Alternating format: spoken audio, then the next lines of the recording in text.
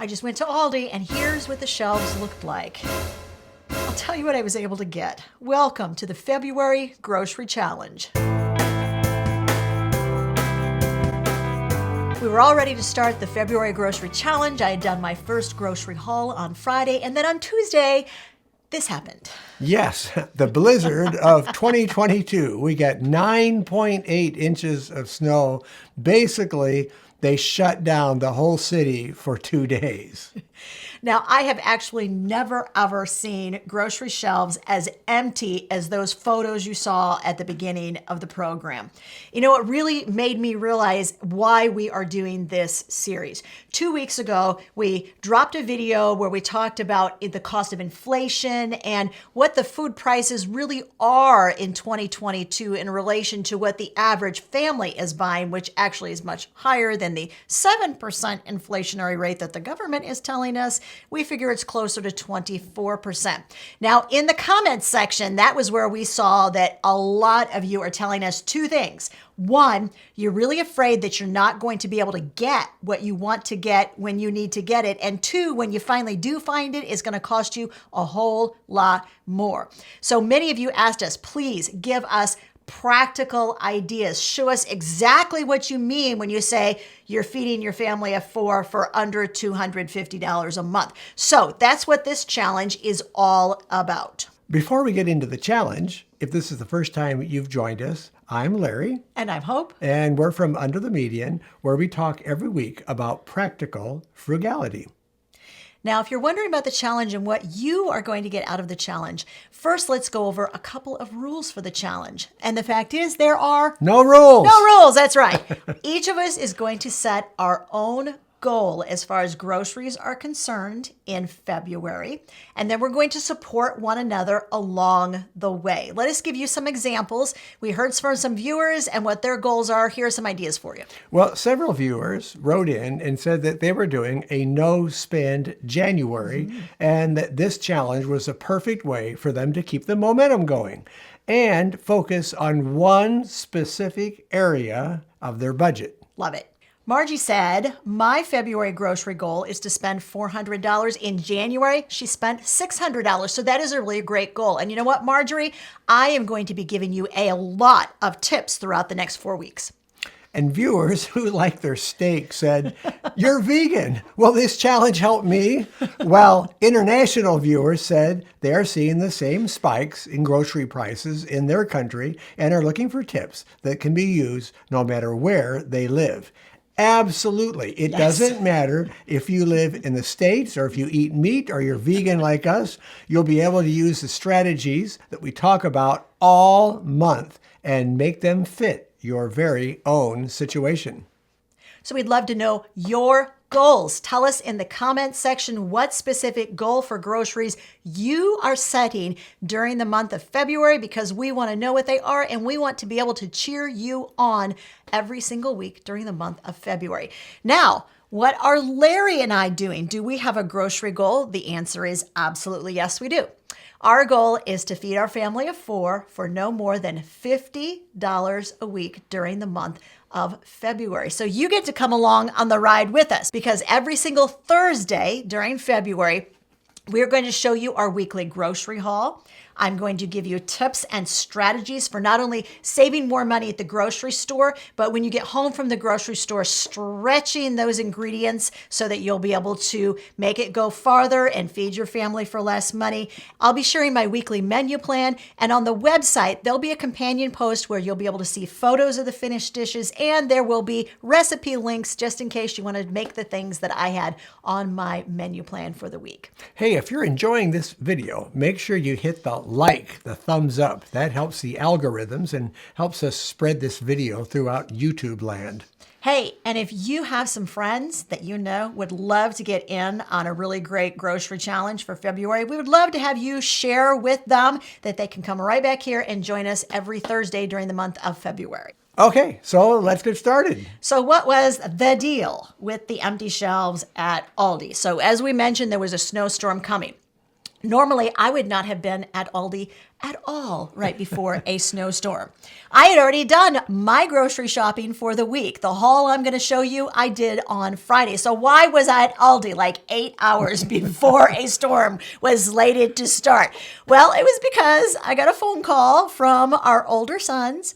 One of them was sick and one of them was at work until about 5:30 or 6. And he was like, there's not going to be any groceries left on the shelves by the time I get there at 6:30. So being a mom, I said, I will go. I will fight the pre-storm crowds for you on your behalf, and I will get the items on your grocery list for you. So I did. Now, it was a challenge, as you were able to see, but I was able to get all of the items on their grocery list. Now, here's the thing. I did not plan to get any groceries again until Friday. You'll see why, because I pre-cooked all this amazing amount of food based on what I bought at the store last Friday. But when I saw the lack of food on the shelves, I thought, I have no idea, you guys, what it's going to be like when I go to the store on Friday. This video is dropping on Thursday. I have no idea tomorrow when I go out to the store what it's going to be like, because it was very, very picked clean on Tuesday. The whole town shut down for 2 days. I honestly don't know. So I was able to find some carrots. I was like, carrots! So it was about the only thing, honestly, even left in the produce department. So I got 4 pounds of carrots and I got 1 bottle of ketchup. So that was what I walked out of Aldi with. And I am really desperately hoping, you guys make sure you're watching next Thursday, because I'm hoping next Thursday when I show you my grocery haul, it amounts to more than 4 pounds of carrots and 1 bottle of ketchup. Yeah, hopefully they'll have some deliveries before that time. So let's take a look at what the refrigerators look like before Hope went on her grocery haul last week. All right. There was virtually nothing left in my refrigerator. You will see on the top shelf that I had 2 half gallons of almond milk, and I had kind of about 3/4 of a bottle of teriyaki sauce that I had found marked down at Kroger. Honestly, guys, that's pretty much all that was in the refrigerator, except some herbs and spices and stuff that I keep in my refrigerator because they keep longer in the refrigerator. There really was not much else in the refrigerator at all. Now, as far as perishable food is concerned, here's what I had. I had 1 beet, 2 turnips, 2 really small onions, about 2 cloves of garlic, and I had a pretty good sized butternut squash. Literally, perishable foods, that's all there was in the kitchen. Now, here's another tip before you walk out the door to the grocery store. You need to make sure that your grocery run is prioritized. Yep, there's that favorite word of mine again. Now, what do I mean by that?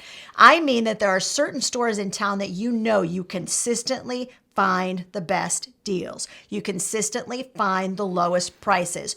Go there first.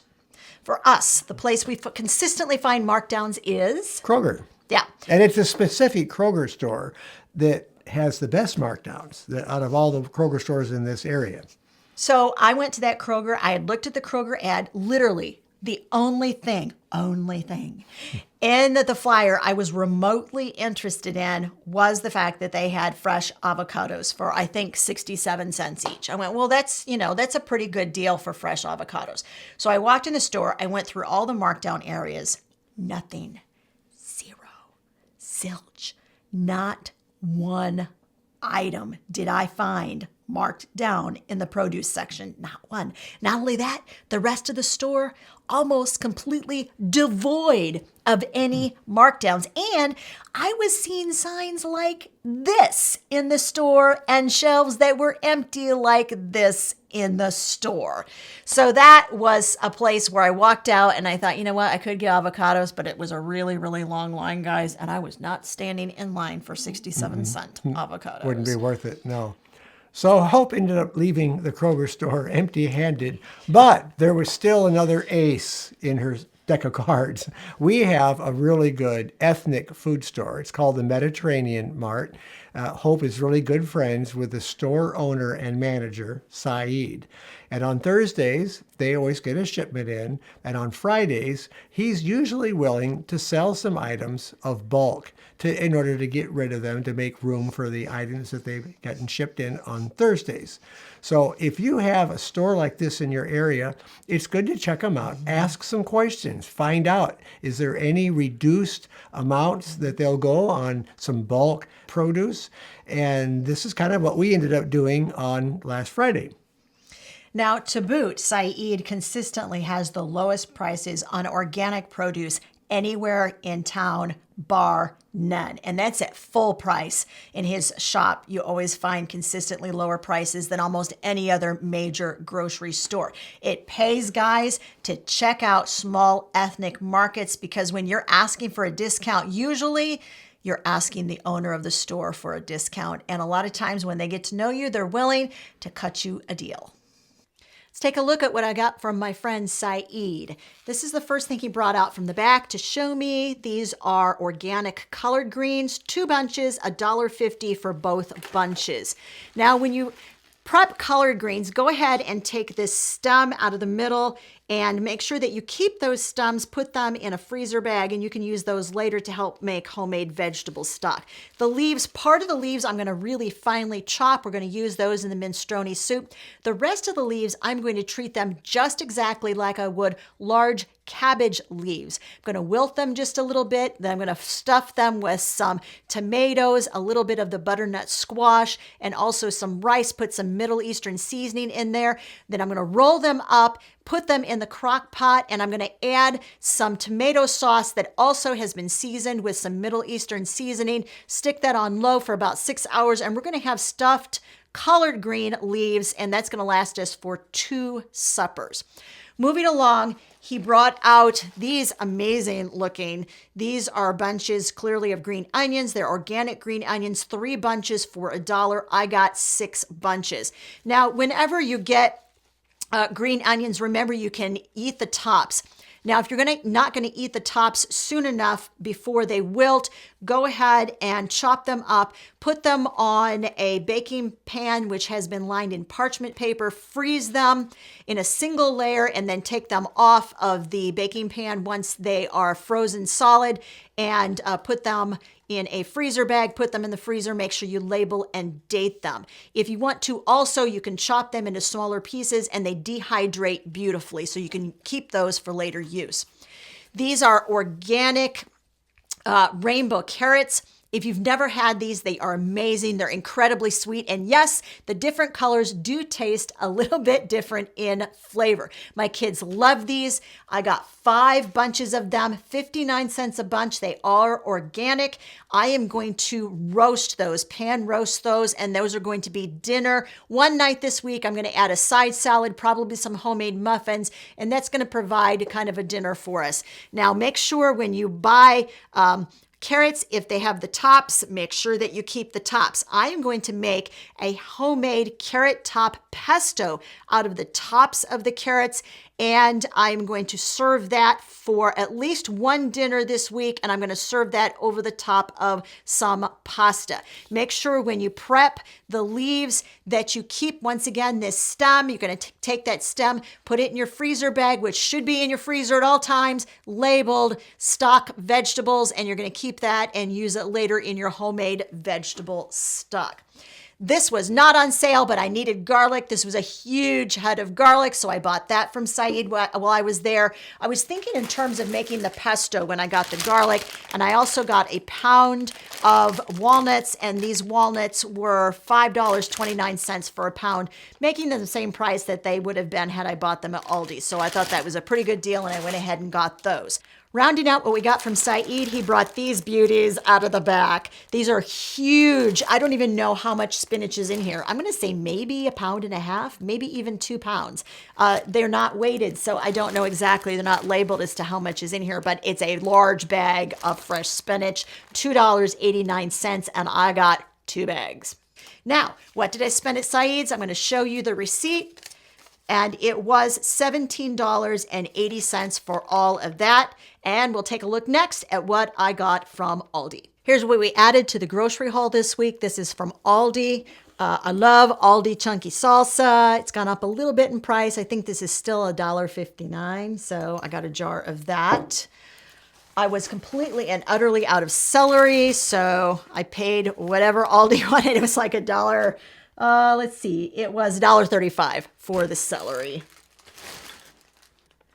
This kale was marked down to half price. It's pre-chopped kale, and it was marked down to $1.49, and it is organic. Not quite a pound, guys. 12 ounces. Remember I told you to watch for those shrinking packages? This is an example. 2 cucumbers, 59 cents each. One of the cucumbers will go into rice salad. The other cucumber will be finely chopped, and it will go into the spinach salad. Aldi's saltine crackers. I love them. They're the cheapest place to get saltine crackers in town. Give me a shout out in the comment section if you too are a fan of Aldi's saltine crackers. They've gone up in price. They were 75 cents. Now they're 85 cents. Citrus fruit always bottoms out in price in January and February. This year, no exception. 4 pounds of navel oranges marked this week. It's the Aldi Super Saver. 4 pounds for $2.79. Now, whenever you're looking at bagged fruit, go ahead, take the time while you're standing there in the produce section.